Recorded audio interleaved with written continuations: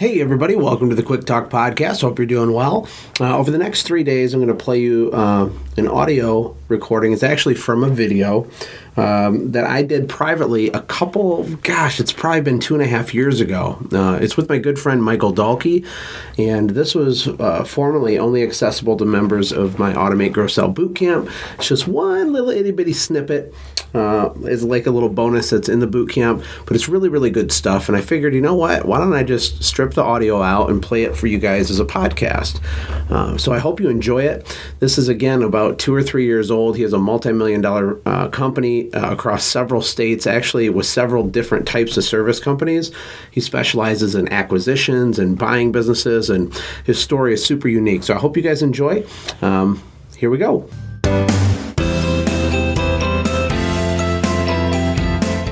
Michael, how the heck are you? Good. How are you, Josh? We are hanging out, guys, in a hotel room in, well, it's not technically Nashville, right? It's Franklin, Tennessee. Very wealthy area, very beautiful. It's going to be over 100 degrees here. I drove down here from Michigan just for this. Wow. How long did that Just to see you. It took 9 hours, and it was awful, and my back hurt, and I was falling asleep. But it's all worth it because I'm excited about what we're going to be talking about. So can you give, before we start real quick, just a brief overview on your history and your background with your cleaning business? Yeah, so we started almost 4.5 years ago now in Minneapolis with a little $60,000 a year cleaning business. We had one employee. He was overweight to the point where we couldn't safely put him on ladders. We were really had no employees. We had one cargo van that we called the creeper van because it was so ugly and disgusting. So we started with virtually nothing. Humble beginnings. Yeah, very humble beginnings. If we fast forward that today, we have somewhere between 130 employees and 140. We are in 5 locations. Wow. We operate in 8 states. And we are closing in on somewhere between $4 and $5 million in revenue, depending on how the year shakes out. Well, high five for that, by the way. Thank you. No, we have a great team. It's not about money, but it's about winning, right? Isn't it cool to build something? I mean, when you look back, you've created 130 jobs. Like, your company provides all these jobs, these other opportunities.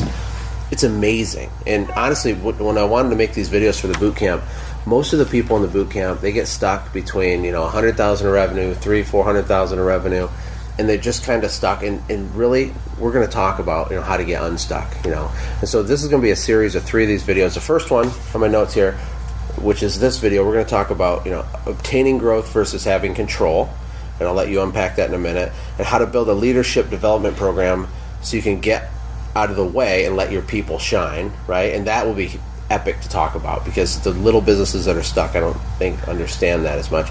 The second video, guys, will be the only 3 business metrics that really matter and how to measure them. And then the third one is how to manage by culture, not rules and policies. What a great sentence. Like, that's such a good way to put it. So let's get right into the value. Like, I want you to take it from here. I want you to be passionate, Michael. Just serve the people watching this video in the boot camp on the topic of obtaining growth versus having control. Yeah, so for us, when we started, we looked at it and said, gosh, I can go out and clean a window, and I can clean a window pretty good. And I can also serve that customer really, really well. So if I'm sitting in front of Mrs. Jones, I know how to communicate with Mrs. Jones. We have a relationship. It's fun.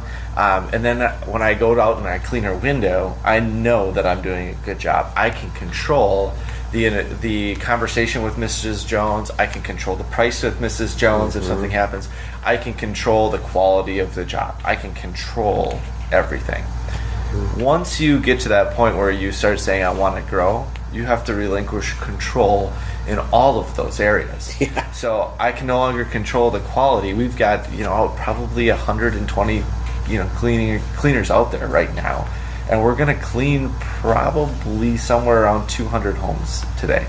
And we're sitting here in Franklin. Right. I'm talking to you, and we have cleaners across the country that are out cleaning those homes. I cannot control the quality that they're doing. I can't control any of the conversations they're having with their customers. And I can't control the fact that our phone team is answering calls and they're scheduling jobs and they're changing prices and doing different things. I can't control any of that. Now, we have a system that we can control. and that we can use to manage the business. But from a control standpoint, we can't do that.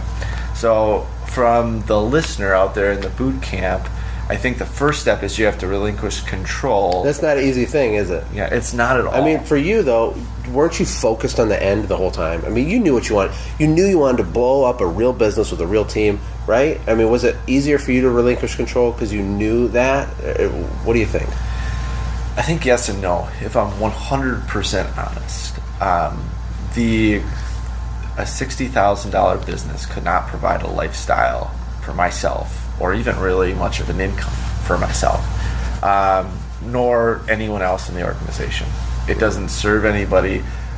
Getting dollars, which we call certificates of good deeds, right? Getting those certificates of good deeds, 60,000 says I'm only serving at a $60,000 level, and I have to take some of those certificates of good deeds, and I had to give them to my vendors and my employees and whatnot. Right. I wasn't left with a lot of certificates of good deeds, so I wasn't doing that well if we were at 60. So I looked at it and said, gosh, there's an opportunity that I want to provide to our team, and I want our team to be able to grow, and I want to provide our cleaners and our technicians the opportunity to become managers and to become leaders, and them to earn more certificates of good deeds right along with me. So I wanted to build a business, but what I really wanted to do was to be able to serve more people at a better level. Yeah. Well, that's what it's all about. Zig Ziglar says the way to get what you want is to help as many other people get what they want as possible. By serving others, you're going to kind of win by default, right? I know that, though, even the people watching this, they're scared to hire an employee. There's a lot of fear. They're scared to give up control. Yeah. I don't even think it's that they're control freaks. They're just scared of the unknown. So how did you traverse through that, and what did it look like in the early days? A lot of pain. I mean, just being bluntly honest, there was a lot of pain. The first employee that I ever hired, we didn't run a background check right away. We did afterwards. I need him today, so come work for us. Oh, you're a good cleaner, we'll run a background check. And then we find out that he's got 3 different felony counts or something like that. And he should not be allowed into human beings' homes. Right. So he's now let go, and he understood. And we said, okay, well, that was a painful experience. Yeah. So now let's start bringing in people. And we really focused at the beginning at the technical level. Let's give up technical control first. So if we want to grow, let's get people in there giving the technical. You got to get off the ladder first, right? We're off the ladder, and then we're off the phone. Right. And from that level, we said, okay, let's move to the management level. So we now need managers who can manage those people that are doing the technical work. And when we got to that level, I realized that I took a good technician and I said, I've hired you. You are now cleaning a window on the Blue Sky Services system. You do a courtesy call on the way. You do this walk around and price quote the certain way. You show them how we clean sills and screens a certain way. You do the Blue Sky system, and it's producing a great result. You're getting a 9.5 quality score. Your speed is at $72 an hour. You're awesome. So what do? As I say, you're now our manager with no leadership training, no skills whatsoever. So they're really good at the technical. That's a really huge gold nugget, because when I sold my business, the original general manager that we left in charge was really more of a technical, cleaner guy. He was super respected by all the crew leaders and everything, but then to run $1 million business is a completely different animal, or really just to manage crews rather than being in the field. That's probably part of where you got your bachelor's degree in pain, right? Yeah, there was a lot of pain there. And our first manager didn't end up making it with us. I mean, he decided to go and do something else after a while because he was a technical employee. He was the hardest worker I think that we've ever had. Our guys still joke about it, that he picked up 32-foot ladders over his head and threw them on top of the truck. He was just a phenomenal worker. But he was a square peg, and you were trying to force him through a round hole kind of thing. Absolutely. Right? Yeah. So how do you build a leadership development program so you can get out of the way and let your people shine? Yeah, so after that first manager, we realized that he was a technical technician, not a manager. We said, gosh, we have to resource these people and teach them about leadership and management. We can't just take someone who's really good at cleaning a window and expect them to be really good at managing people. Right. So totally different world there. It is a completely different world. So our team, we've once we have 4 people, we feel like they should have a manager. So we want 4 to 8 people under a manager. So if we've got enough we get to 8, we split it apart so that there's one manager over 4 people, and then they've got to grow their team to 8 again. So what we did is we said we need 1 hour per week with those managers. That's it. Because taking them out of the field and making them a full-time salaried employee is really expensive. So we said we need 1 hour. And we're going to divide that hour into 2 things. First half, we're going to talk about a leadership development topic. And the second half, we're going to talk about specific things related to their role. So in preparation, we would have them read chapters or sections of books. So the first book that we start with is The E-Myth, which I know that you're very familiar with. Oh, yeah. And we teach them about how we're going to build systems for the business and why systems are so important. So the E-Myth takes 5 weeks in our organization. And in that first meeting, in that first section, I come prepared with a pre-standardized 2 questions. So the question might be, how are we not living up to our customers' expectations right now? Or where is our system broken in relation that it was the girl in the books situation? What's falling through the cracks? So I have 2 predetermined questions, and then I have 1 to 2 very specific questions for that specific leader. So I might say something like, hey, you were leading Jim the other day, and I saw that you weren't wearing your Blue Skies shirt, and what do you think that sets as an example for him? If we say our dress code is this, we have to have it. So I have 1 specific question for him, or 2, and then I have 2 predetermined. The second part of that is about their specific job. We talk about what went well last week, what went poorly last week, and then I delegate any tasks that need to happen at that point. So we say, gosh, you know what? Your payroll was turned on time for your guys. Your guys are all producing at a great level, but we had this quality complaint. What happened? Let's talk about that. Well, we're seeing this we've seen Austin's quality start to slip a bit here in the last little bit. We're managing and watching those quality scores. Okay, what's the first step we got to do? We have to have a conversation with Austin. So we teach them how to handle when they see a negative trend in their deal. We teach them how to handle if there's a positive trend, and then we teach them how to motivate the team too, whether it's free lunch if we hit something there. So we're building the back end skills through a series of books.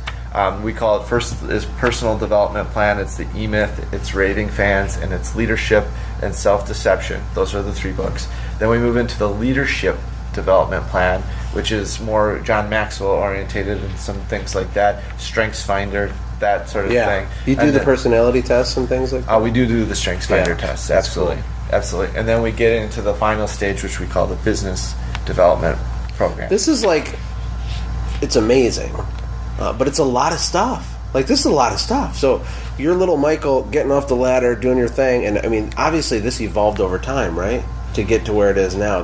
You just laid out this and it's amazing that you're doing this in an hour a week, right? Is the most important thing just to put something basic in place to begin with and then build on it, or what? What do you think? So we it sounds great now, and even just saying it probably sounds better than it is. We still have times where Brent calls and says, I can't, I've got a $2,000 job today and I can't quite make it, and we say, okay, how about let's schedule a different time to do it, or we postpone something. It's not 100% regulated. When we started, it was sloppy. I mean, we said we got to teach these people somehow. Right. So how are we going to teach them to be leaders? Let's get this hour a week thing going. And the first time we went through it, I read the books along with them. So I've read Raving Fans 7 times now, and I know those sections and I know the stories and I can repeat them really easily. So we said we're going to do it this way. We're going to take the approach of in software they call it release early and release often, and we're going to fix the mistakes as we go. Just put it out there. Progress, not perfection. Absolutely. Progress, not perfection. I think some people, if they're perfectionists, they don't even want to try to do this because they know they can't do it at a high level to start. It doesn't matter though, right?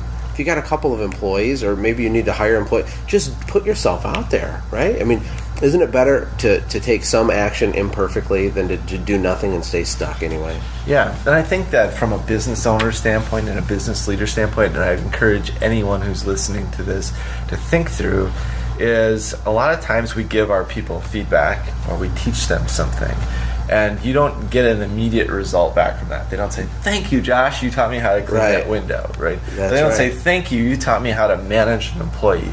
But down the road, somewhere you'll see someone say, you know what, I was listening to that podcast you sent me on the 5 levels of leadership, and I was thinking about it, how I handled this situation, and they start to develop that on their That's own. when it's becoming part of their core culture, right? I mean, but there is delayed gratification. It can be lonely being a business owner, right? Because you don't have people running around patting you on the back all the time, actually, ever. Mm-hmm. And you're doing all the back patting, and people aren't directly saying, thank you for investing in me. Thank you for really investing in me as a person. They just kind of go through the process, and then later, when they leave the job or they come into your office and then they break down crying like, Josh, working for you has been the greatest thing I've ever, thank you so much. But that took 4 years, right? So the reward, the emotional reward comes later. How do you stay motivated going through this process yourself? That's a great question. It is lonely as a business owner, and I'm very, very blessed for a couple things. One, we have a leadership team that's former business owners that we all can share the pain. And that's huge. Every now and then, Sean will call me and say, hey, I just need to vent. And I'll call him and say, hey, you know what, I'm this far from drinking 3 glasses of whiskey tonight. And he'll say, well, pour 1 glass and let's talk. So we have that communication. But also I have a really strong network with business owners, a couple of the ones that have been on your podcast. Where we can talk about these things and it makes sense. The conversations as a business owner that you have are not the same as you have with a technician. I love my guys, but when they come to work and they're talking about what they did on the weekend, most of us spend our weekend worrying about what next week's going to look payroll. Like. Are we going to get our payroll taken care of? Is somebody going to call in sick? Am I going to hit my goals this year? How am I going to get a mortgage as a self-employed, person? That's what we're thinking about. That's right. And that's the conversations that we can have with depth as business owners that most other people won't. So from a motivation standpoint, for me, having a network where my partners are business owners, my leadership team were former business owners, and being able to have those conversations are really huge. It's huge. You gotta, you heard the phrase, you're the average of the 5 people you spend the most time with, right? And a lot of little businesses, they're still, their circle of friends is still maybe a lower level. Not like lower level, like they're less valuable as humans. Yeah. But the mentality, you need to start surrounding yourself with the right people, and you got to be able to give up control and try to lead someone even though you don't know what you're doing, and try to build a leadership development program even though you don't know if it will work. You got to step outside your comfort zone, right? Yeah. Aren't we living perpetually in a state of discomfort while we're going through this? We are. I mean, that's normal, though, right? To encourage the people watching this. I would agree wholeheartedly. You got to get comfortable being uncomfortable. You got to get used to it. That's got to be your new normal. Mm-hmm. I would be the first to admit that at least twice a year, I completely break down, cry to my wife, and tell her I want to quit. It's too hard. I've got to learn this new skill about leading a leadership team. Gosh, I thought, when can I be done? This was so hard when I moved from the technical level to the manager. Then I was leading managers, and now I'm leading leaders. And gosh, this is hard. And in where we're at in our business, we're almost always on the forefront of leading. We're not leading from behind. We are full out in front, and we're getting on top of our vision, and we're doing stuff that nobody's ever done. That's why you're growing like an absolute rocket ship, right? I mean, just to recap, that $60,000 business, $5 million, it's only been a few years. It hasn't taken that long, which is an incredible thing. And the topic of this video is obtaining growth versus having control. And to recap, you got your technician, you got your manager, then you have your leader. So on the office side of things, tell us about that. Yeah, so we transitioned shortly after getting the cleaners off the ladder. I got out of the office from a scheduling standpoint, but I was still really involved with everything that was happening there. And today, I don't know the exact number, but I bet there's 15 people that work for us in the office side of things. And we've broken it down into really, I would say, 4 categories. There's sales, there's scheduling, which is your routing and making sure you don't send guys all over. They really love that. You know how much they love that. Then we have our financial admin, and then we have customer service. And when you start, it's all of those things. Right. You call in, you're the sales. You're the tech. You're those 4 things. You're the changing your own brake pads in your truck. You're doing the bids. You're doing everything. Doing the bank deposits. It's funny because a business that's stuck, it's hell. It's super stressful. They're not making money. They're frustrated, and I know how hard that is. But isn't it ironic? If you can do these things, your business gets easier to run. It's not like it's harder to run a $2 million business emotionally, intellectually than it is. I think the hardest part is when you don't have the systems, you don't have the team, that's when it's harder for me. I mean, would you agree? Because when you have a full team, yes, you're responsible for more people, but you're not going to war by yourself. Yeah, I would agree with that. I think it's different. It's still hard, but it's different. I look at Brent and Zach in Minneapolis, our 2 production managers out there, and their job is hard, right? They're doing a lot. They're worrying about a lot of the stuff I used to worry about. Are we going to get all the work done tomorrow?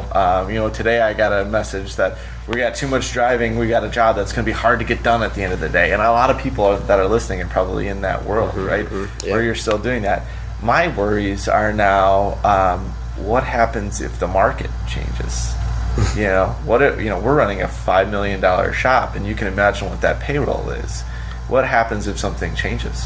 What happens if our banker calls our line of credit? What happens if how do we make sure our insurance costs don't go through the roof? We're in what I call the pool of misfits for workers' comp because we had a major injury and we have a humongous workers' comp bill, humongous. So I still have different struggles. There's different. But I would much rather be in the place I am today because my business says that we are creating 4 to 5 million certificates of good deeds. Certificates of good deeds. We're creating a lot of certificates of good deeds. And that's your name for $. That's the name for $. That's such a cool phrase. I love that. It comes from Rabbi Daniel Lapin, which I'm not Jewish. I know who he is. Yeah, but he talks about that concept a lot. If you haven't read the book Thou Shalt Prosper, it's one of our key books that we talk about, which talks about you get money from serving another human being. That's right. The way you get more money is you serve them better or you serve more people. That's exactly right. My 3 boys, I asked them, how do you make money? And their original answer was by working hard, Dad, and I've coached them out of that because it's not true. I have a Nicaraguan gardener at my house in Costa Rica. He makes $20 a day. He's a sweet guy. I mean, he's an amazing guy. We talk, we give him breakfast, we do. But he works really hard, but he only gets a few because the way you make money is by providing a lot of value to a lot of people, like you said. So I think this is a great first video, obtaining growth versus having control. Give up the control. Let go of the wheel. Let someone else, do stuff. Even if it's imperfect, you coach them through it, right? Yep. That's what I'm hearing from you.